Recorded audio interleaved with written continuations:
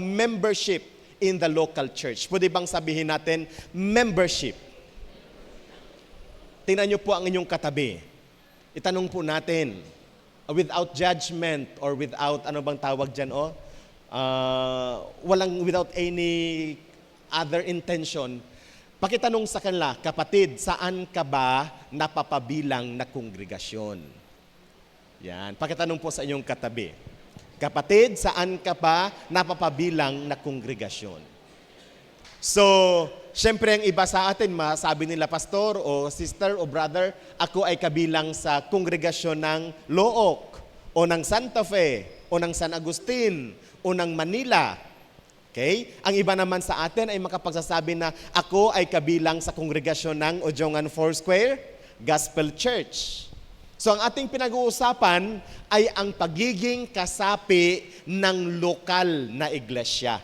Okay? Lahat tayo, marami sa atin, of course, I don't know kung sa mga bisita natin may mga non-Foursquare, pero tayo ay mga Foursquare. Amen! So kabilang tayo sa sapian ng Church of the Foursquare Gospel in the Philippines. Pero ang bawat isa sa atin ay kailangang napapabilang sa isang lokal na kongregasyon. Lokal na kongregasyon. And sa atin pong topic ngayon, ang pag-uusapin natin, I will be zeroing in sa local congregation na ang pangalan ay Ojongan Foursquare Gospel Church. Naintindihan po natin. Pero bago natin yan i-discuss yung membership na yan sa local church, i-define muna natin, what is the church? Ano po ba yung church? Yung church ay meron pong dalawang Greek words na pwede po nating magamit. Una, yung Kuriakon. That's the first Greek word. This is the root word ng word na church. Kasi ang Kuriakon noong na-transfer sa mga Scottish language, sa Old English hanggang sa Modern English, ay naging kerke siya at naging church ngayon. Yan ang Greek word niyan, Kuriakon. Ang root word ng church o ang pananggalingan ng salitang church ay yung Greek word na Kuriakon. However, this Greek word is not found in the Bible. Nakuha po natin ang word na Kuriakon ay wala sa Biblia. Pero Greek word siya. Ito ay nanggaling sa root na Kurios, which means Lord, Panginoon. Noong hindi pa ako Kristiyano, pag nagro-rosaryo sa patay, merong sinasabi doon, Kyrie eleison, Christi eleison, nalala niyo sa pangamuyo, Kyrie eleison, Kyrie, or Lord, have mercy on me. Panginoon, maawa ka sa akin. That's a Greek word, kere, or Kurios. So, the word Kuriakon, dahil sa kanyang ending na may on, nangahulugan ito na napapabilang sa Panginoon. Napaganda ng meaning niyan, belonging to the Lord, or dedicated to the Lord. Gustong sabihin, yung church belongs to the Lord. Amen. Yan ang gustong sabihin. Ang church belongs to the Lord. Pag-aari ng Panginoon. Pwedeng pakisabi sa iyong sarili, ang church ay pag-aari ng Panginoon. Kaya nga sa Pilipinas, may doktrina tayo sa ating konstitusyon. Separation of the church and the state. Ang iglesia, ang church, ay hindi dapat i-control ng gobyerno. Because the church does not belong to the state or to the government, but the church belongs to the Lord. Yan ang dahilan kung bakit nagkaroon po ng maraming sekta nung unang panahon.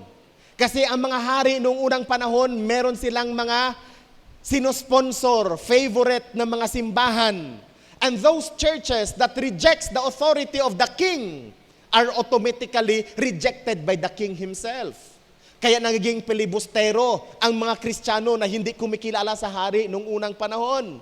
Kaya ang mga Kristiyanong ito na hindi kumikilala sa hari at hindi sumusunod sa patakaran ng hari ay pumupunta sa kagubatan, sa kabundukan, sa mga disyerto upang maiwasan nila ang persecution. Pero yung mga tao, yung mga Kristiyano na willing makipag-compromise sa hari, sa mga emperador, naging official churches nung unang panahon. In so doing, pati ang doktrina nila ay naapektuhan din ng mga political maneuvers and political strategies ng mga politician noong unang panahon. Kaya nga salamat po sa Panginoon sapagkat may mga Kristiyano na bagamat under the pain of persecution because of the rejection of the kings and the emperors, they remain faithful to the only Lord, ang Panginoong Hesukristo. Amen. Even today, we, the Church of the Foursquare Gospel in the Philippines and throughout the world, continue to remain on that principle. Our allegiance and our faithfulness is only to the Lord of Lords and the King of Kings, ang ating Panginoong Hesukristo. Palakpakan po natin ang ating Panginoon. Kaya ngayon sa Pilipinas, although there is a separation of church and state, lahat ng mga simbahan kailangan magparehistro sa Pilipinas in order for you to exercise your civil rights dito sa Pilipinas and legal rights. Kasi pag hindi registered sa Securities and Exchange Commission ng isang simbahan, ay marami siyang mga civil at saka mga iba pang mga rights na hindi niya mai-enjoy. Hindi ka magkakaroon ng bank account kung hindi ka registered sa Securities and Exchange Commission. Hindi ka magkakaroon ng sariling property pag hindi ka naka-register sa Securities and Exchange Commission. However, the word church means belonging to the Lord. The other Greek word which is found in the New Testament and even in the Septuagint is ecclesia. Ecclesia, kaya nanggaling dyan ang word natin sa Tagalog na iglesia. Yan, iglesia. Ecclesia. Ecclesia means called out ones. Mga tinawag. Mga tinawag. Pakisabi sa iyong katabi, kapatid, tinawag ka. Tinawag tayo ng Panginoon. Mula sa kadiliman patungo sa liwanag. Mula sa kasalanan patungo sa katwiran. Tinawag tayo ng Panginoon upang maging kagaya niya, maging kamay niya, maging bibig niya, maging paa niya sa mundong ito. Tayo ay tinawag ng Diyos. So ano po ba yung background ng word na ecclesia? Sa classical Greek, gusto sabihin bago pa ang biblical times o the New Testament Bible. Ito yung time ni na Homer, ni na Plato, ni na Aristotle, ni na Socrates. Yung word na ecclesia ay hindi ginagamit para sa church kasi wala pang church during the time. Ecclesia is used to describe an official assembly of citizens. Kung kayo po ay nag-aaral ng political science, alam natin na ang demokrasya nanggaling sa mga estado ng Greece. Democracy came from the Greek states. Ang mga Greeks noon, bawat bayan, bawat syudad ay bansa, isang kaharian. Wala namang nag-iisang malaking bansang Greece nung unang panahon. Parang Pilipinas din noon. Walang Pilipinas noon, kundi mayroong barangay Tundo, barangay Madyaas, barangay Sugbo, barangay Nilapu-Lapu. Nakuha po ba natin? Kanya-kanyang kaharian yon. So ang mga Greeks din ganon. Bawat bayan nila, bawat city nila, bansa, ang tawag doon ay Greek city-states. At ang mga city-states ng Greek, marami doon ay democracy. Ang Pilipinas, demokrasya.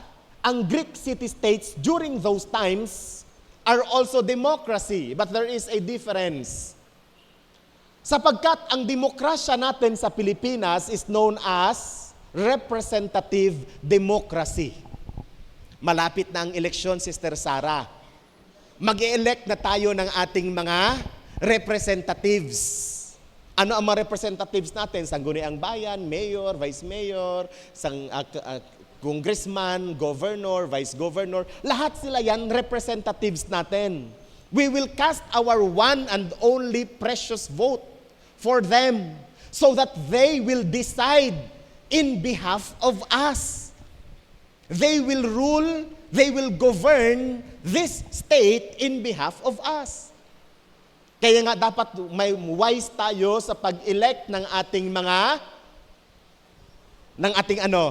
representatives, ng ating mga officials. Maging wise tayo. Reklamo tayo ng reklamo, walang improvement ang ating bayan, ang ating barangay, ang ating probinsya, ang ating bansa. Mali naman ang ating binoboto. Kaninong kasalanan? Kasalanan ba yun ni mayor? Kasalanan ba yun ni governor? Kasalanan ba yun ng presidente? Hindi. Kasalanan natin. Bakit, pastor, kasalanan ko ay corrupt sila? Bakit mo, alam mo na palang corrupt, bakit mo pa inelect? Amen. Diyan lang muna tayo. So, pray and be wise in your decision ngayong election. Okay? Manalangin kayo. At maging wise tayo sa eleksyon ngayon. Nung unang panahon, iba sila sa Greece. They are direct democracy. Ano yung direct democracy na yon? Sila mismo ang namamahala. Kasi isang syudad lang sila, isang barangay lang sila, maliit lang sila. So lahat ng kailangan ng community, yung buong community ang nagtitipon, nagmi-meeting at nagde-decide sa maraming mga bagay. Kung kailangan nila makipagyera, tatawagin lahat ng mga mamamayan. But of course, ang nag-a-attend lang, mga lalaki lang, hindi kasama ang babae. Sister Bing, mga lalaki lang noon kasi patriarchal sila eh. No? May certain age lang, hindi naman lahat, hindi kasama ang babae, hindi kasama ang bata. Merong certain age lang, hindi kasama ang alipin. So magmi-meeting sila. And then kung ano ang mapagkasunduan, yun ang magiging policy, yun ang gagawin ng kanilang estado. Okay? So ang tawag sa meeting na yun ay Ecclesia. Kung sa atin ngayon ay General Assembly. English, Brother Mel. Or kung sa barangay ay Barangay Assembly. Kaya pa magpatawag ang inyong barangay kapitan ng Barangay Assembly, mag-attend kayo. Amen. Hindi man tayo nag-attend. Tapos namalayan mo may tumayo na building doon, banda. Tapos reklamo ka ng reklamo. Ba't hindi ka nga nag-attend noong barangay meeting? Ganun lang naman yun, Sister Claudette. Ang ating mga sangguniang bayan din, nagpapatawag din ng tinatawag nila na, anong tawag sa sangguniang bayan? Nagpapatawag sila ng mga members ng community. Di ba nagkakaroon ng consultation? Di ba, Pastor Nicky, no? Nagpapatawag ng consultation. Wala akong pakialam dyan sa mga consultation. Namalayan mo, inaprubahan na. Yung katabi mo, tinayuan ng, anong tawag doon? Gasoline station. Tapos nagreklamo ka. Bakit pinatayuan ng gasoline station? Delikado yan. Ba't hindi ka nga nag-attend noong consultation? Tama ba, Brother Mel, ano? Public hearing pala? Ba't hindi ka nag-attend ng public hearing? Kaya napakahalaga yung mga ganon klaseng mga bagay. It is because we are exercising our rights. Anong klaseng rights doon? Sovereign rights. Yan ang sabi ng ating preamble. We, the sovereign Filipino people. It is not the president who is the sovereign, but we, the Filipino people. Nan. Ba't parang napapahaba ako, Brother Mel? Abutan tayo ng alas 12 dito. Ecclesia. Ecclesia. However, in the Septuagint, yan ang LXX. LXX is Septuagint ang basa niyan, Sister Noemi. So pag makakita kayo ng mga libro na ang nakalagay doon ay LXX, ang basa niyan, Septuagint. Matindi naman itong mga Bible scholars na ito. LXX or Septuagint used, gusto sabihin, the Septuagint is the Old Testament translated in Greek. Yan. Yan ang gusto sabihin ng Septuagint. Yan ang unang Bible translation. And the Septuagint is the version quoted in the New Testament, Sister Bing. So, sa New Testament, kasi Greek nakasulat ang New Testament, pag nagko-quote sila ng Old Testament, for example, from the book of Isaiah, hindi sila nagko-quote from the Hebrew Bible. But they are quoting from the Septuagint. Kaya nagkaroon ng problema ngayon ang number of books, Sister Bing. Kasi sabi nating mga protestante, there are only 66 books in the Bible. 36 books lang ang Old Testament para sa atin. Because we are using the Hebrew Bible. Pero sa mga Roman Catholics, sa ibang mga denominations, may dagdag silang mga libro, kagaya ni na Tobit, ni na Esther, ni na Judith, mga addition to the book of Daniel. May mga dagdag sila, addition to the book of Esther, may mga dagdag sila. Kasi ang binabasihan nila ay yung Septuagint, yung Greek version. Now, tingnan po natin. Sa Septuagint, ginamit yung word na ecclesia sa Old Testament. And this refers to the general assembly of the Jewish people. Pagtitipon din ng mga Hudyo, especially when they are gathered for religious purpose. Theologically speaking, the word church refers to the universal body of Christ, and it also refers to the local body of Christian believers. So dalawa ang meaning ng salitang church para sa atin sa theological side.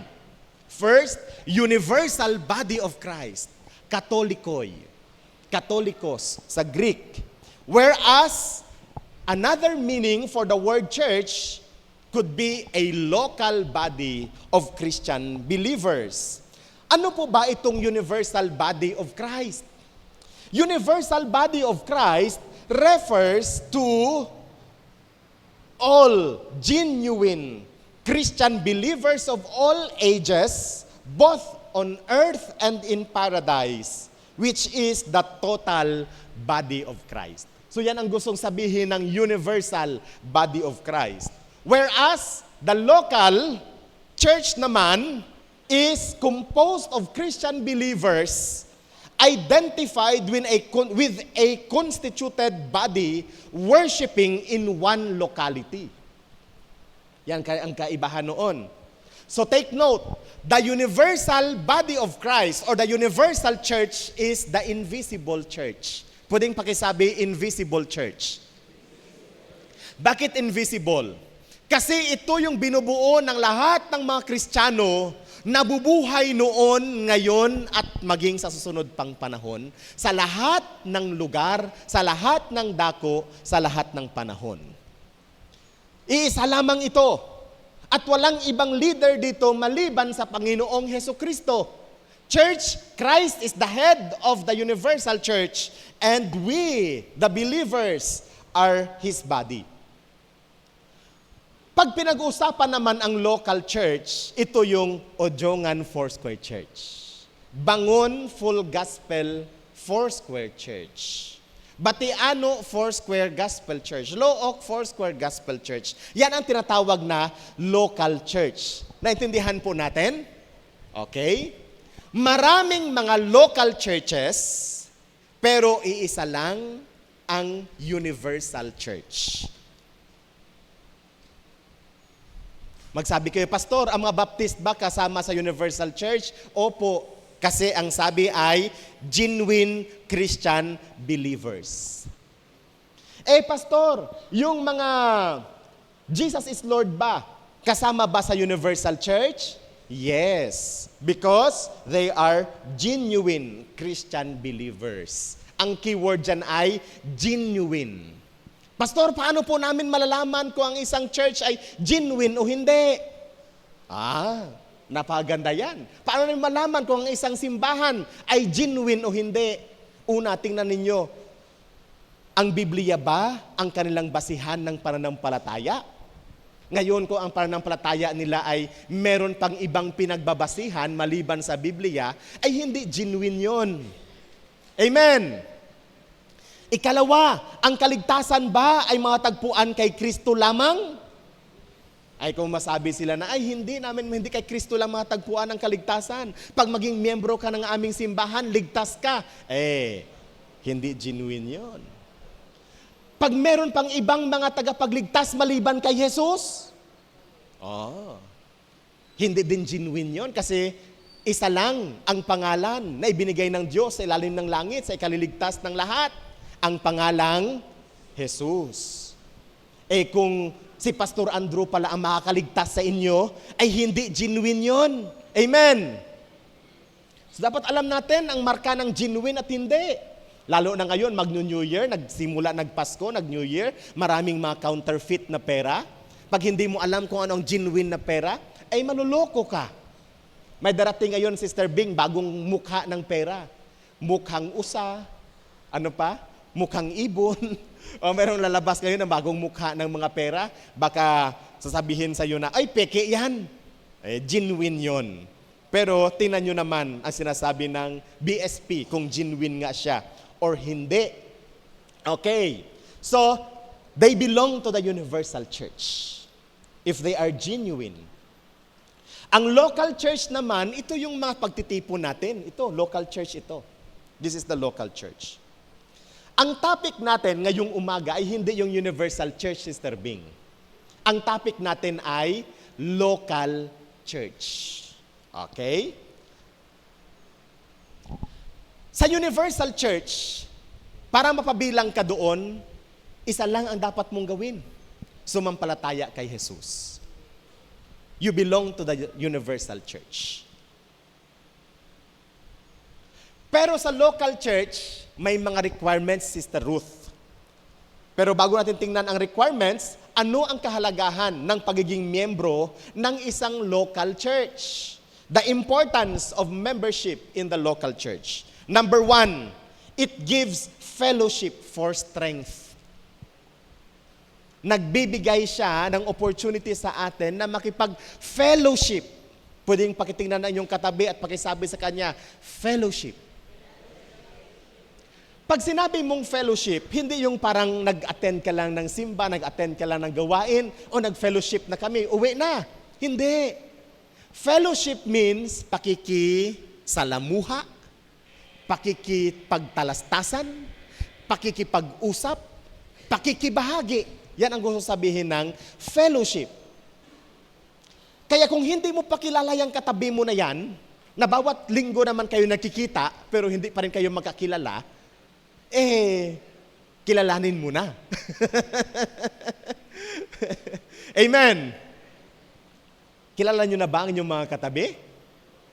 Matagal na silang nagsisimba sa atin, hindi natin kilala. So, first, it gives fellowship for strength. Alam niyo ba kung bakit? Kasi kung magkakilala kayo at magkapalagayang loob kayo, unti-unti ka na nagsishare ng iyong kasiyahan. Unti-unti na rin kayo nagsishare ng inyong kalungkutan. Unti-unti na rin kayo nagsishare ng inyong mga buhay-buhay. Pero sa fellowship, bawal ang marites. Amen? Amen? Ang fellowship ay prayer. We are praying for one another. Ikalawa, importance of membership. Basa lahat. Go. It gives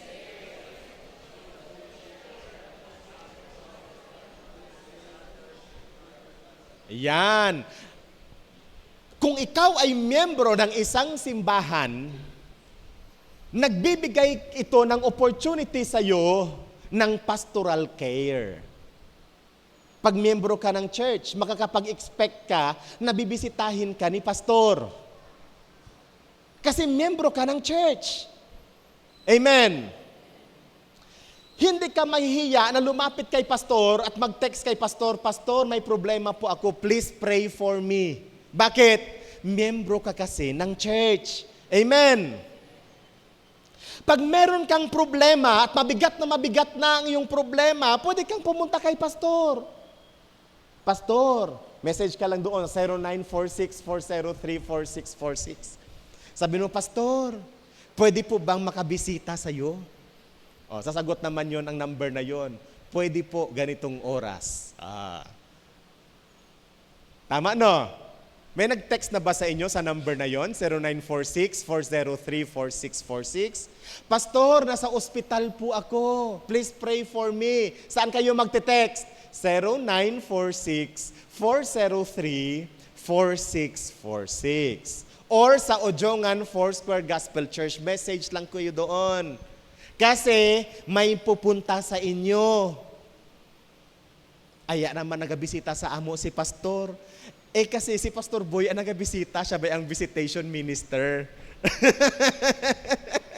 Pag text kayo doon sa number, magme-message si Pastor kay Pastor Boy, mag-message kay Pastor si Pastor kay Pastora Tess, kay Pastor Nikki, kay Pastora Grace, kay Pastor John Ray. Yan sila, yan lahat. Pupunta yon doon sa inyo. Basta may mag-text lang doon sa number na yon. Sister Gemma. Why? Because you are a member of Ojongan Foursquare Church.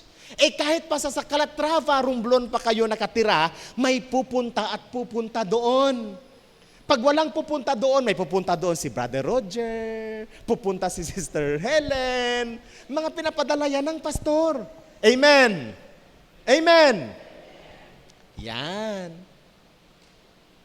Nagkaroon ng issue yan, Brother Mel, kasi nung nakaraan, may namatay. Nagsimba doon sa ibang simbahan. Tapos nag-request sa dating pastor niya, Pastor, pwede bang magpa-service? Sabi ng pastor, hindi ako, buo ka na ako, miyembro. Nahangit tong pamilya. Asi ko nung hindi si pastor mag-service. Dahil hindi nga miyembro. Yan, it gives care of the good shepherd. Kaya napakahalaga na member ka ng local church. Kasi pag kailangan mo ng pastoral care, merong pupunta. Merong magti-take care. Siling sa ako ay para kuno katong pastor. Asi pag buko Foursquare ing si servisan, asi katong Foursquare kato asing yaing servisan. Kasi nga, meron silang pastor na kanila. Part yun ng pastoral ethics naming pastor. Pag may pastor kayo na iba, hindi talaga namin kayo bibisitahin. Kasi pag binisita namin yan, Brother Mel, anong sasabihin ng isang pastor niya? Magagalit yun. Oo, mag-aawa yun. Magaselos yun. So, part yun ng pastoral ethics. Kaya kung pastor kayo, kung ang church ninyo ay Looc, kunyari, or Santa Fe, or San Agustin, o San Andres, hindi kami magbibisita. Kasi may pastor kayo na magbibisita sa inyo. Okay? Another, pag ikaw ay member ng church, it gives more power in prayer. Bakit daw? Kasi merong magpipray para sa iyo. Meron ding tutulong sa iyo sa prayer. Merong magpapaalaala sa iyo sa prayer. Pag meron kang concern, may prayer team tayo na magpipray para sa inyo. Another, it enables us to launch missionary and charitable projects, bringing blessing and healing to the world. Dan sa local church. Pag member tayo ng local church, tulong-tulong tayo, sama-sama tayo. Yung ating church, nagbibigay tayo ng mission offering, nagbibigay tayo ng outreach offering, nagbibigay tayo para sa eye care, nagbibigay tayo para sa jail, nagbibigay tayo para sa media ministry, nagbibigay tayo ng ating mga tithes, ng ating mga offering. Lahat ng yan, ginagamit ng ating church para mabigyan ng pondo ang iba't ibang ministeryo.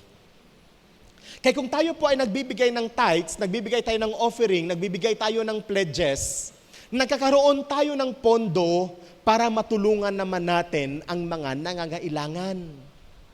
Natutulungan natin ang mga nangangailangan. Another, it gives unity in the spirit and mind for the true faith of the gospel. Pag member ka ng isang local church, especially ng Foursquare Church, you will be ensured na ang pinipreach sa pulpitong ito nasa Biblia. Kasi Foursquare, sigurado ka, ang ituturo ng preacher sa pulpit na ito ay hindi maglilid sa iyo, sa iyong kapahamakan. Kasi you belong to a church, local church. Ay pero kung walang label yung church, parang produkto din yan sa palengke, Sister Helen. Pag walang label, hindi mo alam kung expired na ba o hindi. Kung meron bang allergen yon o hindi. Kung meron ba yung bawal sa iyo o hindi. Basta kakulay lang, kaamoy lang, kalasa lang, na yon. Margarine na yon. Hindi mo alam kung saan galing yung margarine ngayon. Kasi walang label. Kaya napakahalaga na ikaw ay nabibilang sa isang local church, and if your faith belongs to the Foursquare Gospel, you attend in a Foursquare congregation, you will be sure na ang pinipreach sa congregation na yon, doctrine ng Biblia. And then another, strength against opposing forces of the enemy. Kaya nang sinabi ko kanina, pag tayo po ay mayroong fellowship, meron tayong pakikiisa, ang nangyayari, nakaka-share tayo ng ating problema sa ating kapatid na mapagkakatiwalaan, and that person will also pray for us. If we have our own struggles at nasi-share natin yun sa ating kapatid, that person will be also our accountability partner. Kaya napakahalaga po sa ating church bilang Kristiyano, meron tayong accountability partner.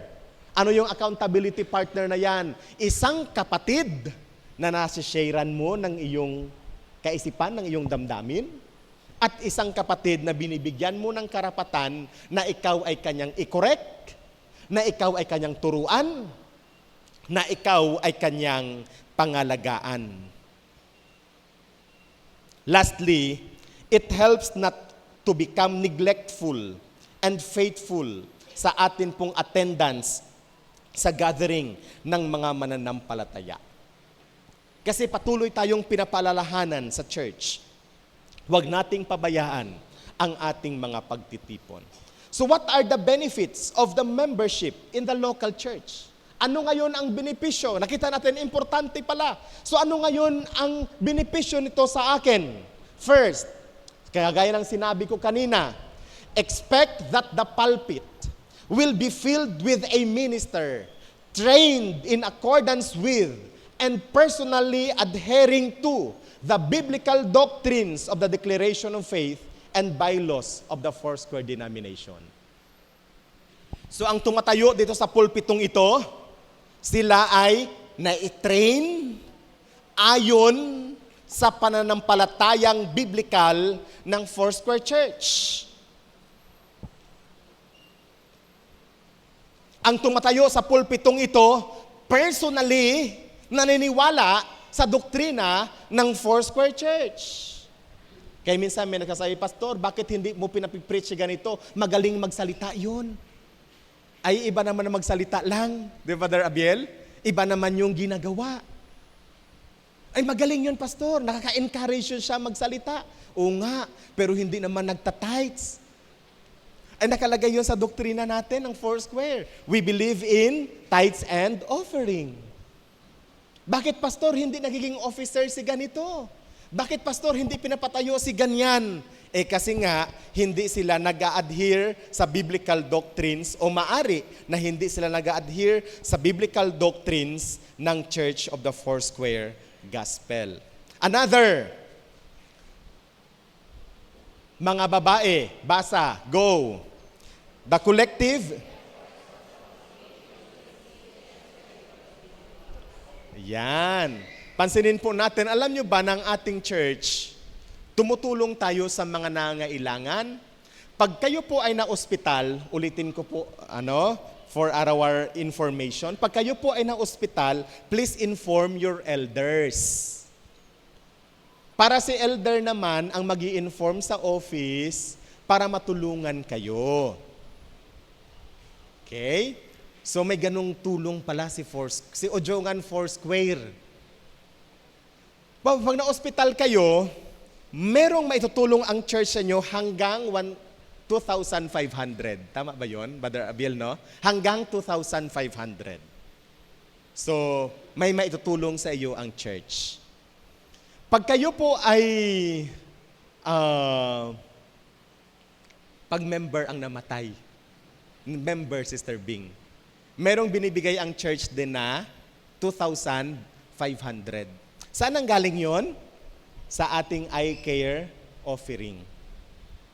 So maliban sa binibigay individually ng mga Christians, ito naman mga kapatid, bagamat may binibigay ang ating church, magbigay naman tayo sa mga nangailangan. Amen! Huwag natin sabihin, may binigay naman yan ang church. Bahala na sila doon, may binigay na rin ang church. Hindi. Yun ay assistance ng church. Pero tayo bilang individual, kapatid natin yun, tulungan din natin sila. Collective effort ang tawag doon. Mas marami tayong nagagawa dahil sama-sama tayo. Halimbawa, alam nyo ba na ang atin pong media ministry, maraming napapagpala? Maraming napapagpala. Hindi lang dito sa Ujongan.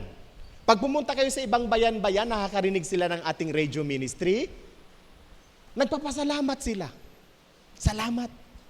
Maraming mga Kristiyano, tumampalataya na kay Kristo, dahil sa radio ministry natin.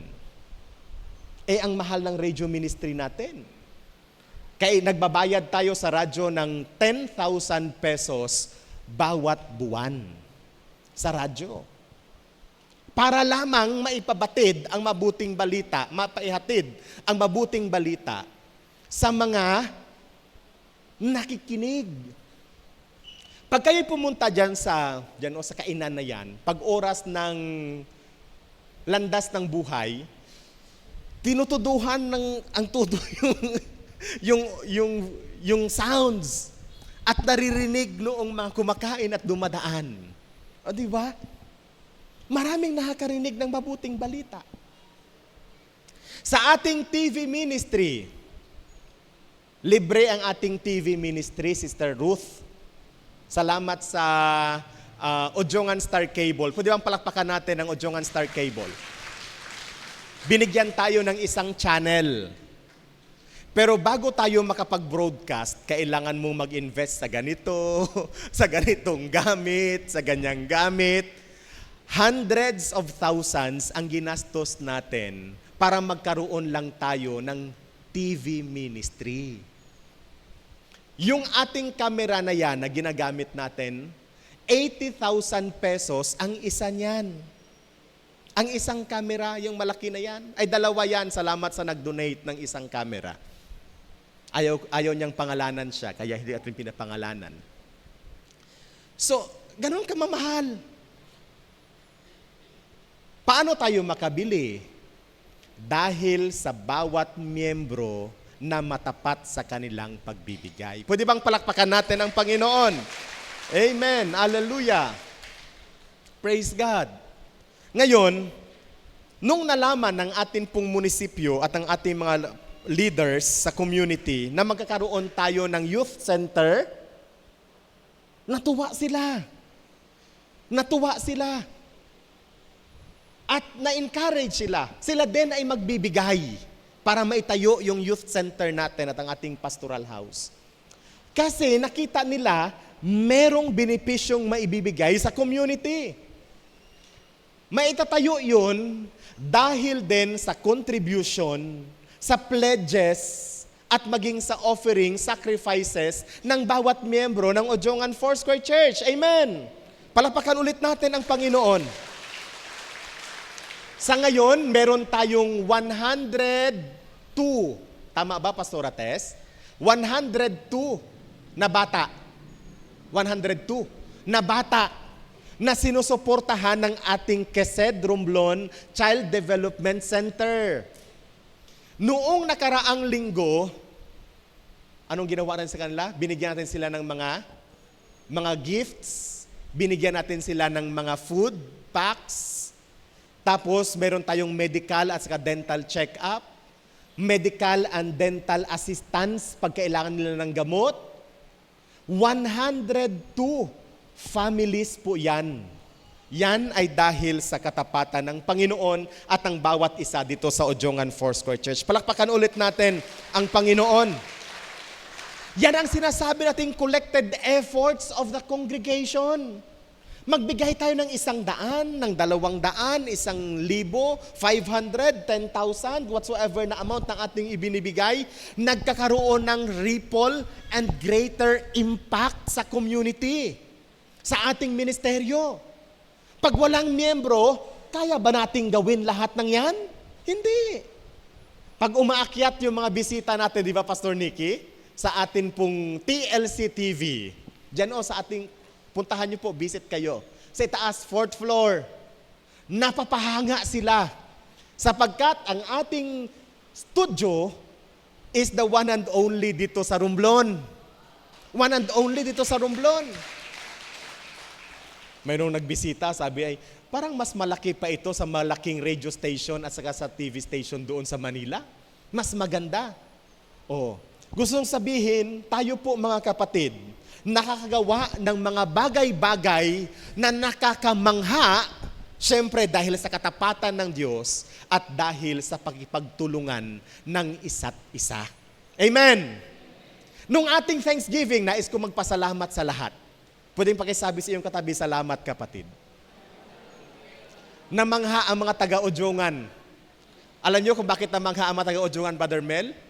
Kasi baha ang pagkain nung Thanksgiving. Amen! Abang sadya ba kita tong Thanksgiving na to? Naging masaya tayo? May nagutuman ba? May umuwi ba na walang laman ang tiyan? O puno ng laman yung mga plastic? Lahat pati yung mga hindi fans ni Sharon, naging Sharon yan na rin. Noong Thanksgiving natin. Bakit? Baha yung pagkain. Hamak ang balita ay, baha ko ng pagkaon hanggang hagto sa kalsada, abang ramong pagkaon. Praise God. Di ba napakagandang pakinggan? Bakit? Sapagkat sama-sama tayo. Noong una, nagko-contribute tayo ng pagkalaki-laki. 300 pesos individually. Dahil pa-cater. Ang iba per family, 1,000, 2,000, and so on and so forth. Tapos, nagugutuman tayo, Brother Mel, ng kapipila. Di ba, Sister Bing? Nagugutuman tayo, kaya ang iba, umuwi na lang. Noong Thanksgiving natin, walang nagutom. Walang nagutom. Bakit? Kasi paglabas ng simbahan, kanya-kanyang bukas ng baunan. Ako ay nag-ikot lang. Ilang lamesa pa lang naikutan ko. Malaki na ang aking tiyan. Nabusog na ako. Napaganda, di ba? Pag meron pong collective effort ang bawat isa sa atin. 1 week before that, kinakabahan ako, Brother Mel. Kaya sabi ko, pag nagtatanong ako sa iba, may kasama na kayo, may grupo, ay wala pa nga, Pastor, ganyan. Puro wala, Sister Noemi, kaunti lang ang nagsabing meron. Sabi ko, baka magugutuman kami nito. Noong pagdating ng Thanksgiving, namangha talaga ako. I am amazed sa ginawa ng mga kapatid sa Ojungan Foursquare Gospel Church. Pwedeng pakisabi sa iyong katabi, congratulations kapatid. Yan, praise God. Hallelujah. Next is the fellowship of the local congregation is a source of blessing, refreshing, and encouragement. Pag down na down ka, napaganda yung fellowship. Kaya ini-encourage natin ang mga kapatid na dumalo sa mga fellowship. Ini-encourage din natin na pag tayo po'y mag-organize ng fellowship, dapat ay blessing din at refreshing din and encouraging din ang ating mga fellowship. Praise God. And then of course, another benefit is you may be chosen. Pwede kang mapili, pwede kang ma-appoint, pwede kang ma-elect to help in the administration of the church ministry. Pag miyembro ka ng church, pwede kang ma-elect. Kaya minsan magsabi sila, Pastor, bakit hindi si ganito na nominate sa ganyan? Kasi tinitingnan po natin yung membership record. Kung sino ang naka-record doon sa membership, yun po ang ninonominate. Yun pala yun. And of course, provides avenue to exercise and develop your spiritual gifts. Now, sa Foursquare, ang pagiging miyembro ay forever. Okay? Once a member, always a member. Pag ikaw po ay natanggap bilang miyembro ng isang Foursquare congregation, you remain to be a member of that congregation except o hanggang dumating ang kamatayan. Okay? Membro ka. Kahit matagal ka nang hindi nagsisimba, Sister Gemma, 10 dekada na hindi nagsimba, ba? 100 years yun na. You remain to be a member of Ojongan Foursquare Church. Except, may except yan. Una, nag-transfer. Halimbawa, member ako ng Ojongan Foursquare Church. Once na ako po ay na-transfer sa ibang ministry assignment, kasama ang membership ko na maita-transfer doon. Kasi ako ay pastor. Si Sister Ruth, kunyari, nakapagawa ng kanyang bahay sa kanyang tinubuang lupa. Saan ka ipinanganak, Sister Ruth? San Agustin. Nakapagawa siya ng bahay doon. Naglipat siya sa San Agustin, kunyari. Okay, nandoon na siya.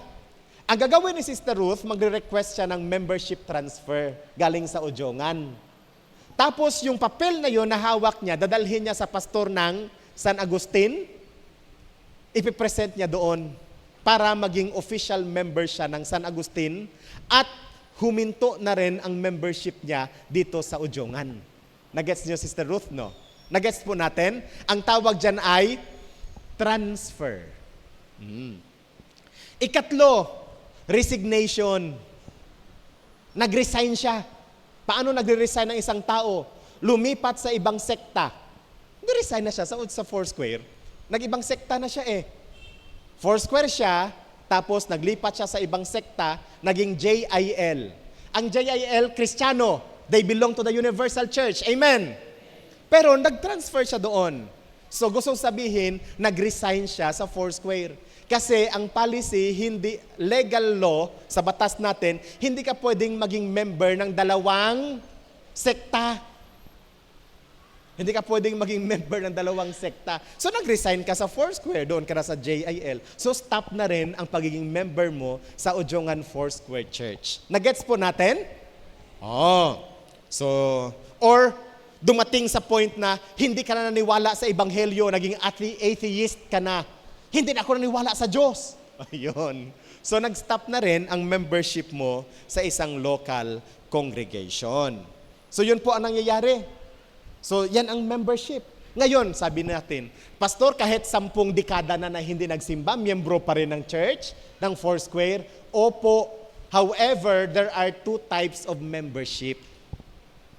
Ano yung 2 types ng membership? Active at saka inactive. So, kahit, kunyari, yung isang kapatid natin, hindi na siya nagsimba ng 5 taon. Foursquare pa rin siya. Pero ang kanyang pangalan ay ilalagay sa inactive category. Nakuha po natin. Pastor, paano po namin masasabi ng isang tao ay active? Una, para maging active sa membership ng church, dapat nagsisimba sa church na yon. At least once a year, Brother Mel. Nagsisimba sa church at least once a year. O pwede pala yun, bawat Thanksgiving lang nagsisimba, active member na? Yes or no? Hindi. Ang provision na yun ay nakakuha yun, halimbawa sa mga, kunyari, sina Sister Telma doon sa Japan, doon nagtatrabaho. O, umuwi dito once a year dito sa Pilipinas. Ay talagang considered yun. Pero kung ang bahay mo, nandiyan lang naman dyan lang katabi lang ni Brother Job, hindi ka pa makakasimba, ay questionable yun. Hindi siya kasama doon sa at least once a year. Amen! Naintindihan po natin. Baka ang tutungkai ka mo ha. Minsan lang naman ako magganito. Lecture ito, hindi preach. Yun ang inactive. Yun ang active. Dapat nag-church sa church once a year. At least once a year. Kung wala ka namang valid reason para hindi ka makapag-church, ay intentional yun. So you can be placed in inactive status. Because of that, ay halira ka sa udyon, asing yan nagsisimba.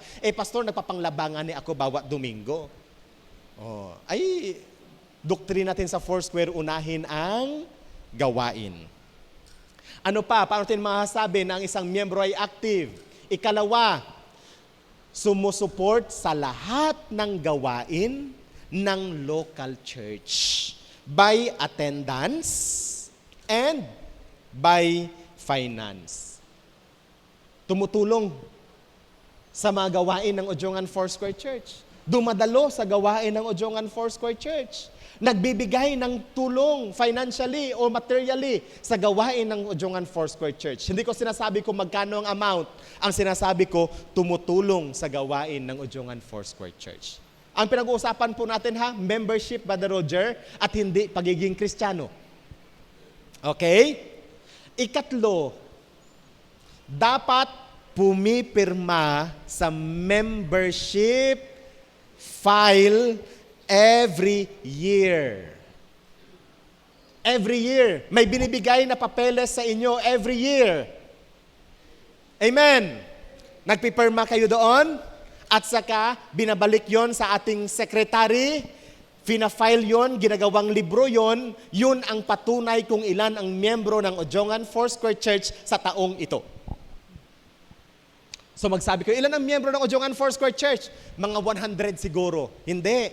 Pag pumunta kayo sa office, makikita ninyo kung sino-sino ang miyembro ng Ojungan Foursquare Church kasi nagpirma siya doon sa document na membership profile.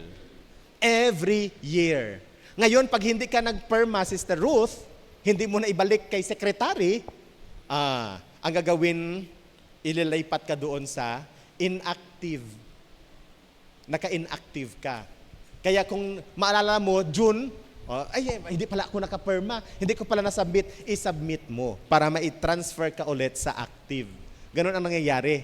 So dalawa po ang membership, active membership and inactive membership. First privilege. Lalaki, basa. Local church membership, go.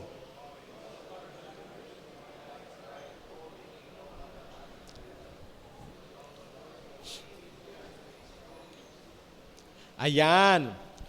Pag ikaw ay miyembro ng Ojungan Foursquare Church, meron kang karapatang bumoto sa local level mamaya. Kaya sa mga bisita po natin, you may be excused after the service. Ang maiiwan po ay mga members ng Ojungan Foursquare Church. Kasi sa ating eleksyon, doon ka makapag-boto ng tao na kalooban ng Diyos. Sa national level naman, pwede pa rin bumoto. Sa national level, as representative ng ating church. So in every 50 members, merong isang representative sa National Convention. Okay? So ini-encourage po natin ang ating mga members na dumalo sa ating National Convention kasi doon naman tayo nakakaboto ng magiging board member ng ating CFGPI. Provided na ang edad natin 18 years old pataas. So pag 17 years old ka ngayon, Sister Bing, hindi ka pwedeng magboto.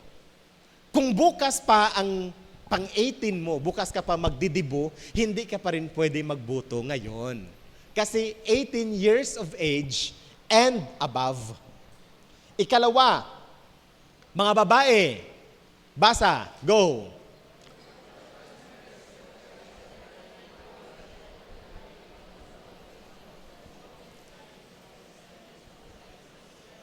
So kanina pwedeng magboto, ngayon naman pwedeng iboto. Lahat, pang-tatlo, go. Local church members may suggest for the consideration of the council and pastor ideas for advancement of the gospel in the community and denomination as a whole. So pag member ka ng Ujungan Foursquare Church, pwede kang mag-suggest, pastor o council member, gusto nako na kagkulay at simbahan ay pink. O, pwede kang mag-suggest. Pero, suggest lang naman yun. Pink pa, abi. Suggest lang naman yun eh. Iko-consider naman yan ng council, ng pastor. Oh. So you can suggest. Kung gusto nyo mag-suggest, pastor, pwede bang mag-suggest, dapat ipa-aircon, pati ka ato CR, naka-aircon. Oh. Suggest. Pwede tayong makapag-suggest para sa ating ikabubuti at sa ating ikauunlad. Responsibilities ng church. Una, members. Each member bears the distinct responsibility wherever he goes of being representative of the Lord Jesus Christ, the denomination, and the local church. Ang bawat miyembro ng ating church ay merong responsibilidad na maging kinatawan ni Jesus. Pwede yung pakisabi sa iyong katabi, kapatid, kinatawan ka ni Jesus.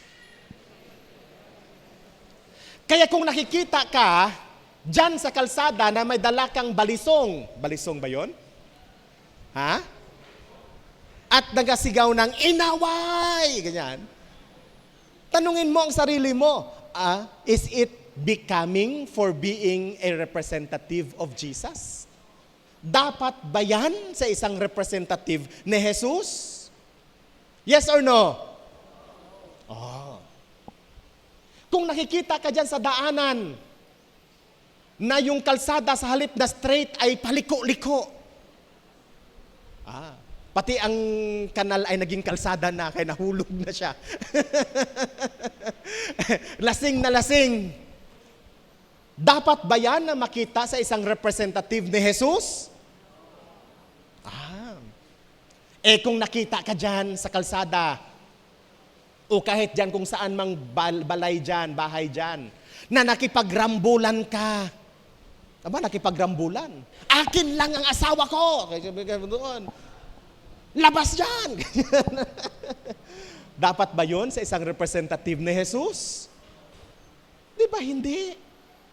Kung nakikita ka sa Facebook, nakipag-away ka doon sa Facebook, dapat ba yun sa representative ni Jesus? Titingnan po natin ang ating mga sarili bilang isang Kristiyano. Ako ba ay nagre-represent kay Jesus? Wherever we go, we are always representing the Lord Jesus Christ. Amen! Palapakan natin ang Panginoon. Hallelujah! Paano yan? Nahuli ka sa motor, tapos sabi ng kwan sa iyo, sir, sabi mo, sir, ID. Tong ID na binigay ay 3 ang mukha. Pwede na ito, sir, ang ID na ito.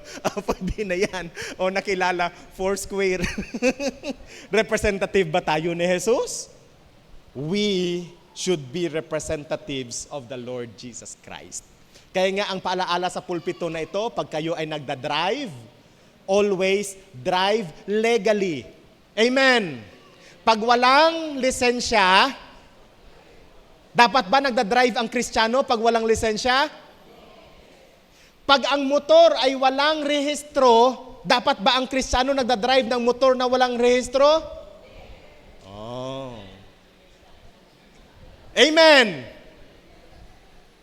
Paalaala yan sa ating lahat. Mga Kristiyano tayo, mga representative tayo ni Kristo. Amen! Maliban lang kung student driver ka, kagaya sa akin, wala akong lisensya. Pero yung natuturo sa akin doon sa aking tabi, student driver by, wala pang lisensya. Ba doon, Oo. Pero kung wala kang lisensya, huwag kang mag-drive. Sa mga kabataan natin, amen! Wala pala tayong kabataan. Huwag mag-drive. Kasi we are representatives ng ating Panginoon. Huwag din tayong magpadala-dala ng basta-basta lang sa ano-anong mga scam. Maraming mga Kristiyano, pinagkakatiwalaan, Sister Helen, kasi Kristiyano nga. Kaya marami sa kanila naging instrumento ng scam. So, bago po tayo pumasok sa anumang investment, bago po tayo pumasok sa anumang, anong tawag dyan, negosyo, bago tayo pumasok sa anumang organisasyon, we make sure na ito ay legal at ito ay tama. Kasi nga, we are representatives of the Lord Jesus Christ. Palakpakan muli natin ang Panginoon.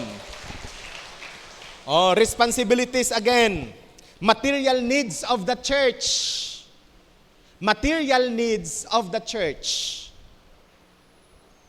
Yung mga pangailangan ng simbahan.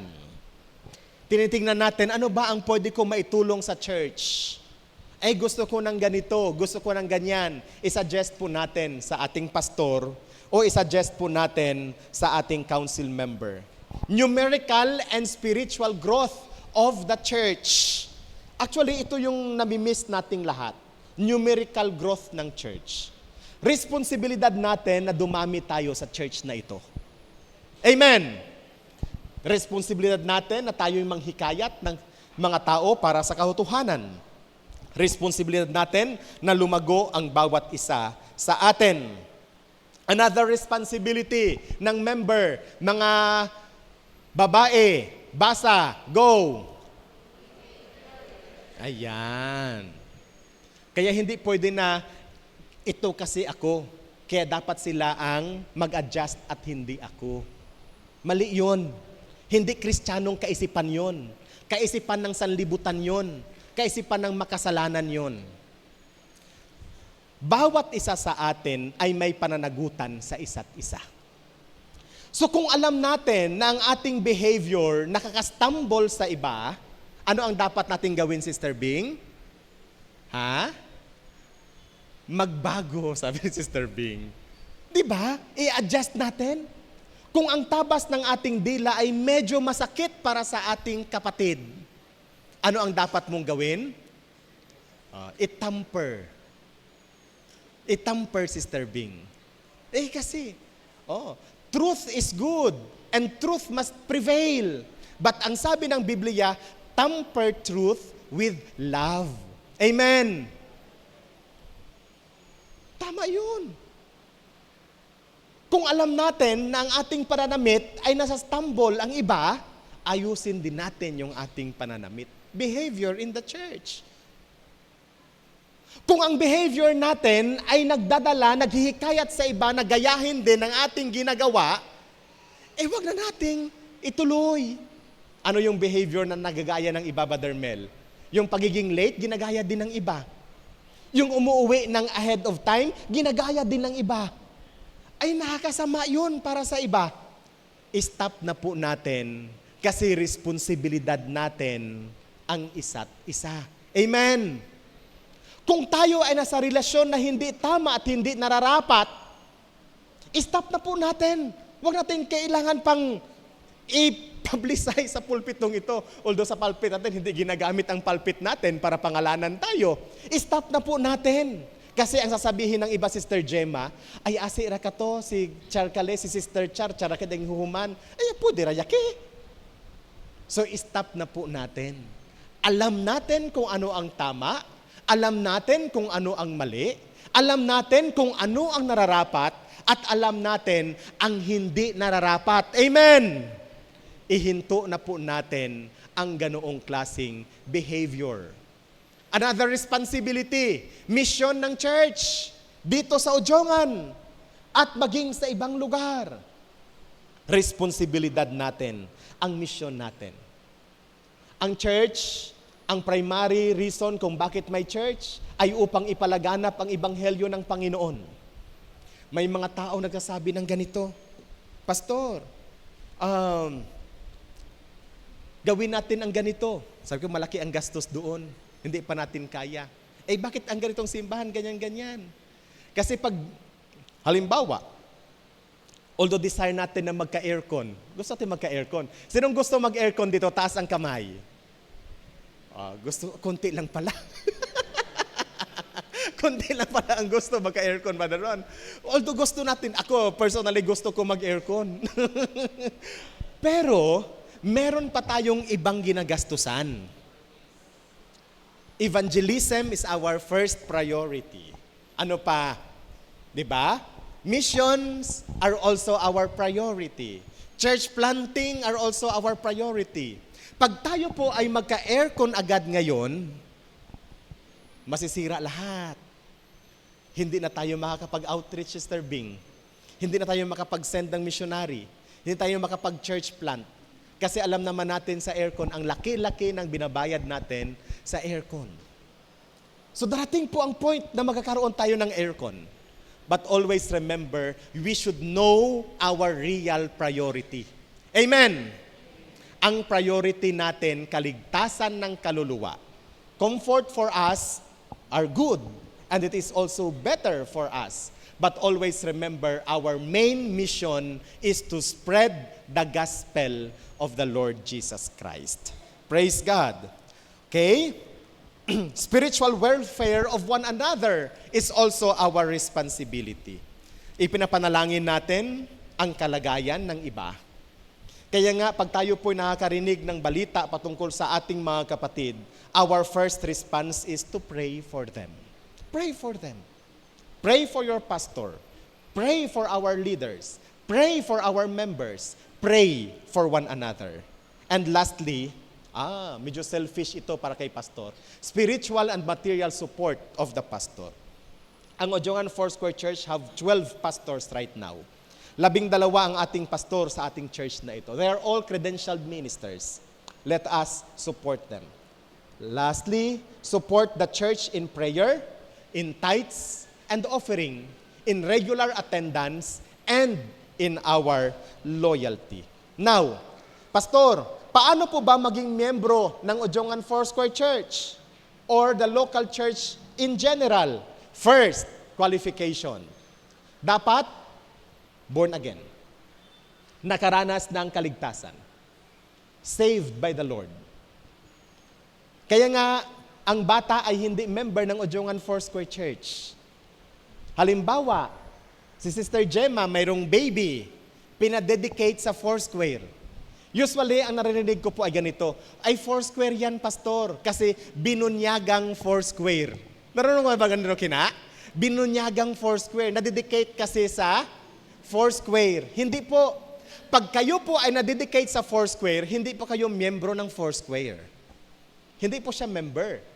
Kahit nabautismuhan kayo sa Foursquare Church, hindi pa rin kayo member. Bakit? Kasi kailangang mag-apply as member. So halimbawa, nabautismuhan ka na, tapos na-dedicate ka rather, tapos nung lumaki ka na, nabautismuhan ka na, you are not still a member of the Foursquare Church unless you applied for membership. Take note that the membership in the church, in the local church is voluntary. Voluntary po yan. Born again experience. Ikalawa, dapat bautismado sa tubig. Baptized in water. Ikatlo, must endeavor to live an overcoming life. Yan. So dapat, nabautismuhan nga, nakatanggap nga kay Jesus, pero number 1 naman ang tagapagbenta ng shabu sa Ojongan, ay hindi yun matanggap na miyembro ng Ojongan Foursquare Church. Tama, Sister Ruth? Bautismado nga. Ano pa? Nakatanggap kay Jesus. Pero number 1 na tagapagtaya ng loting dito sa Ojongan. Hindi pwedeng maging member ng Ojongan Foursquare Church. Number 1 na sponsor ng inuman ng bayan na raming naglalasing. Hindi maging member ng Ojongan Foursquare Church. They must endeavor to live an overcoming life. Kaya napakalaking bagay po yan na tayo bilang member ng Ojongan Foursquare Church, sinisikap natin na mabuhay ng isang buhay na pleasing sa ating Panginoon. Pang-apat, pakibasa po mga babae, go! Must subscribe